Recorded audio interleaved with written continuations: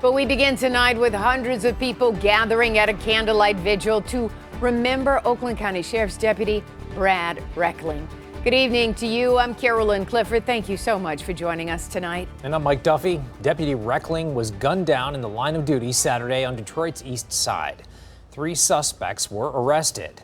This afternoon, 18-year-old Karim Moore was arraigned on 3 counts of lying to a peace officer during a violent crime investigation and resisting arrest. Detroit police say he was one of 3 people in the stolen vehicle Reckling was following near Shaner and Park Grove when someone got out and fatally shot him. Well, tonight, people who knew and loved Reckling offering support to the family he leaves behind. We are hearing from his wife and her personal stories of their life together. 7 News Detroit's Brett Cast is in Romeo for the vigil where emotions were running high. Well, the vigil here tonight was held on the football field and lasted about an hour long. Now, the family had asked that cameras not be on the football field for this. They asked us to stay right here where we're standing, but we could still hear some of what was going on, some of the prayers that were said, and saw the hundreds of people that went inside. Hundreds filing into the football stadium at Romeo High School as a community grieves the loss of Deputy Brad Reckling, keeping his family near and dear to their hearts. He was just a wonderful, very kind man, and his whole family, his children, his wife, they're just wonderful people. We lost the rock of our family, in addition to the community losing a detective.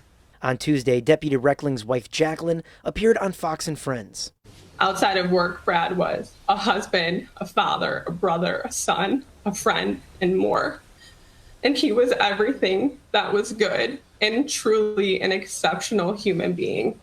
Jacqueline and Brad had 3 young daughters with a 4th child on the way. On the program, she said telling her daughters their father was killed at work was the hardest conversation she ever had. And he taught so much to our girls, and they looked up to him so much. They wanted to be just like him, and they deserved so much more time with him. And Brad was my best friend. We made such a great team together, and we were building such a beautiful life. In the wake of Reckling's death, Detroit police continue to investigate, but no charges have been filed in the killing. We caught up with Chief James White during his weekly community walk. No update yet. They are in custody on different charges right now. I'm going to have something to say on that in the near future. Chief White says they're working the case around the clock, and of the 3 suspects in custody, one of them was arraigned today on charges of lying to a peace officer. Very tragic situation. My heart and prayers goes out to Oakland County Sheriff's Department and the Reckling family. It's just horrible, awful. While waiting for answers, a community stands strong, gathering today on the same field and under the same lights that Reckling himself once played under. A bulldog from the class of 2012, his memory on that field tonight lives on. And our time was cut way too short. Yeah.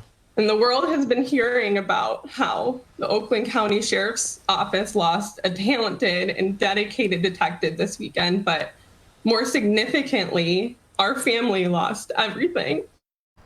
And of course, we'll continue to follow this case closely with the 3 suspects in custody. In Washington Township, I'm Brett Cast, 7 News Detroit. Thank you so much, Brett. Well, a visitation is planned for Friday at the Apostolic Church of Auburn Hills, beginning at 10 a.m., followed by a celebration of life at 3. You can find more information about these memorials at WXYZ.com, and that's also where you can find verified donation links to support Reckling's family.